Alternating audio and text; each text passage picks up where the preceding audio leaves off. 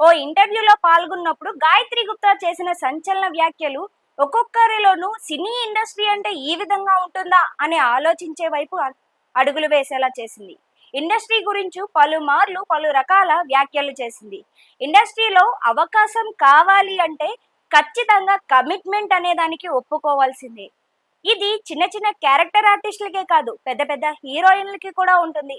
ఇది నేను స్వయంగా అక్కడ ఉండి చూసి వచ్చాను కాబట్టి నా అనుభవంతో చెప్తున్నా. నీకు అవకాశం కావాలి అంటే అయితే నువ్వైనా లొంగాలి, లేదు అనుకుంటే వేరొకరిని వేరైనా వెయ్యాలి. ఎవరినైనా ఎరవేసి నీకు కావలసిన అవకాశాన్ని నువ్వు తీసుకోవచ్చు. అంతేకాదు ఒక్కొక్కసారి నీకు అవకాశాలు నీ గుమ్మం వరకు వస్తాయి, కానీ ఎవరినైనా మా కోసం అడ్జస్ట్ చేయండి అంటూ అంటారు. ఎంతకన్నా పబ్లిక్ గా నేను పర్టికులర్ గా చెప్పలేకపోతున్నాను. ఈ రోజుల్లో ప్రతి ఒక్కరికి దీని అర్థం తెలియకన్నా ఉండదు కదా. సినిమా ఇండస్ట్రీ అంటేనే అదొక ఘోరం. ఇస్త్రీ బట్టల్ని చూసో లేకుంటే లగ్జరియస్ లైఫ్ ని చూసో సినిమా ఇండస్ట్రీ అంటే చాలా అందంగా ఉంటుంది అనుకుంటున్నారేమో. అలా అనుకుంటే మోసపోతారు.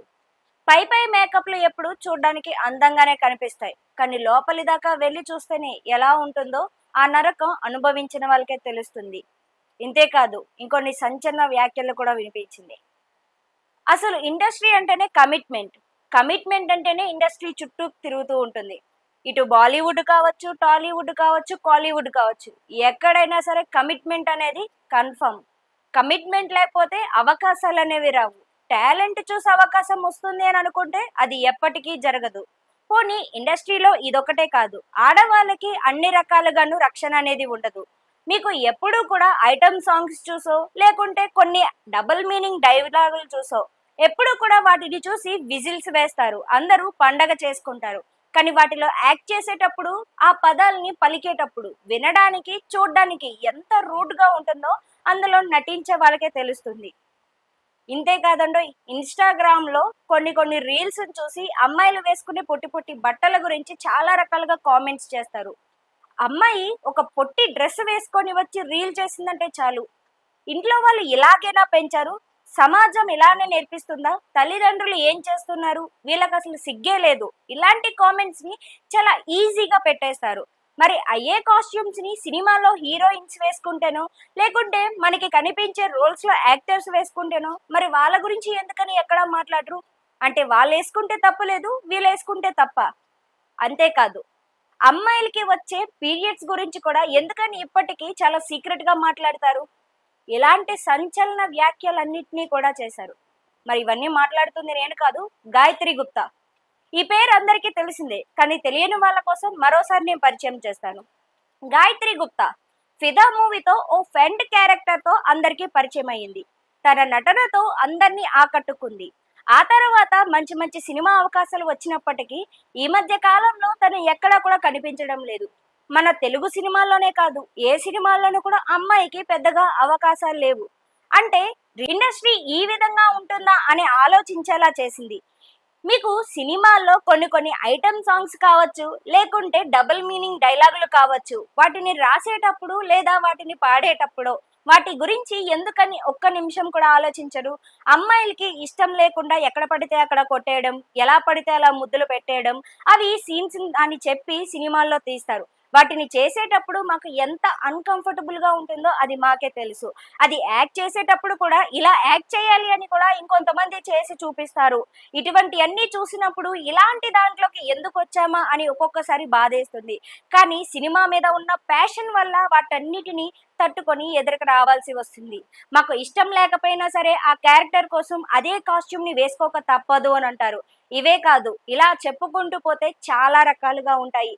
అంతేకాదు మనకి ఒక ఐటమ్ సాంగ్ లో కావచ్చు, లేకుంటే ఒక లవ్ సాంగ్ లో కావచ్చు, డబుల్ మీనింగ్ డైలాగులు రాస్తారు. వాటిని తరహాలోనే ఒక కంపోజింగ్ కూడా చేస్తారు. ఆ కంపోజింగ్లు కూడా ఎలా ఉంటాయంటే, నేను ఇప్పుడున్న జనరేషన్ గురించే మాట్లాడట్లేదు, పాతకాలం సినిమాల్లో కూడా ఇదే తరహా నడిచింది. అప్పట్లో కూడా డబుల్ మీనింగ్ డైలాగులు లేదే ఒక సినిమా లేదు, ఒక పాట లేదు. ఇక ఇప్పుడు కొద్దో గొప్ప మెరుగనే చెప్పుకోవచ్చు. ఇక ఇదే తరహాలో చూసుకుంటే ఇప్పుడు ఇన్స్టాగ్రామ్ లో కావచ్చు, లేకుంటే యూట్యూబ్ లో కావచ్చు, అమ్మాయిలు షార్ట్లు చేస్తూ అప్లోడ్లు చేస్తూ ఉంటారు. అయితే ఈ రీల్స్ లో కూడా చాలా మంది ఒక మంచి సాంగ్ ఏదైనా బయటకు వచ్చింది అంటే చాలు దానికి డాన్సులు వేస్తారు, వాటిని తీసుకొచ్చి అప్లోడ్ చేస్తారు. అయితే అవి చూడగానే వెంటనే అందరూ కామెంట్ సెక్షన్ లో రెడీగా ఉంటారు కామెంట్లు పెట్టడానికి.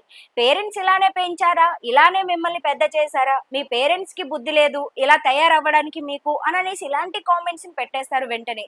కానీ ఎందుకని ఒక్క నిమిషం కూడా ఆలోచించరు? ఇవి వీళ్ళు చెయ్యడానికి ఒక మార్గం అనేది దొరికింది సినిమా ఇండస్ట్రీ నుంచే కదా. ఇలాంటి సబ్జెక్ట్ ని లేకుంటే ఇలాంటి కాన్సెప్ట్ ని ఒకటి రివీల్ చేసింది మూవీ వాళ్ళే. అది చూసి వీళ్ళు ట్రెండ్ అవ్వడానికి వీళ్ళు అదే దాన్ని ఫాలో అవుతున్నారు. మరి అప్పుడు మనం ఎవరిని తిట్టాలి, అసలు ఎవరిని అనాలి ఫస్ట్? ఇప్పుడు చేసిన వాళ్ళని అనాలా, లేకుంటే అది చెయ్యడానికి ఒక మార్గాన్ని ఇచ్చిన వాళ్ళని అనాలా?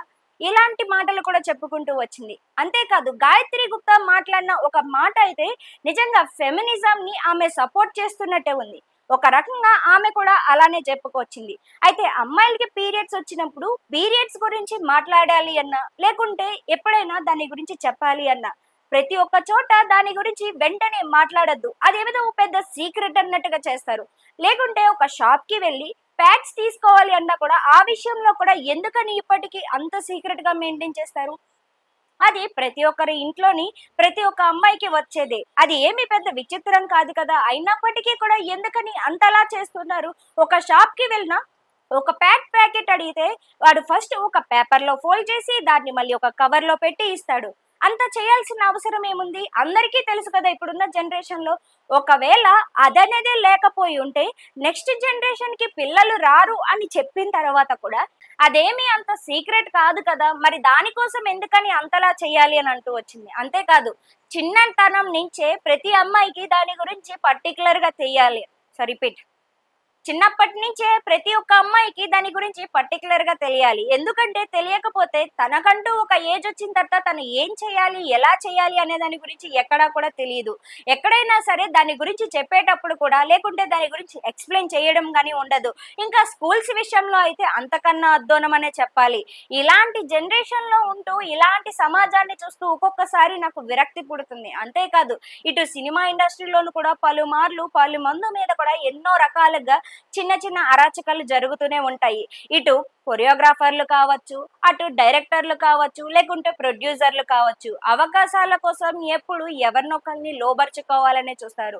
అవకాశం కావాలి అంటే కొంతమంది లొంగిపోతారు, ఇంకొంతమంది అది మా వల్ల కాదు, ఏదైనా సరే మనం సెటిల్ అవ్వడం కావాలనుకుంటున్నాం కదా అనుకుంటూ చిన్న చిన్న షార్ట్ ఫిలిమ్స్ వైపు తిరుగుతారు. లేదు అనుకుంటే ఇంకొంతమంది ఇవన్నీ మన వల్ల కాదు, వీటన్నిటికీ మనం తట్టుకొని ఉండలేము అని చెప్పి ఇంకొంతమంది జాబ్స్ వైపు వెళ్ళిపోతారు. ఇలా సినిమా ఇండస్ట్రీలో ఇంతకన్నా దారుణంగానే ఉంటుంది. ఇప్పుడు నేను ఇలాంటి మాటలు ఆడినందుకు కూడా నాకు ఏదో ఒక రకంగా ఎటో ఒకటి వైపు నుంచి ప్రాబ్లమ్స్ రావచ్చు.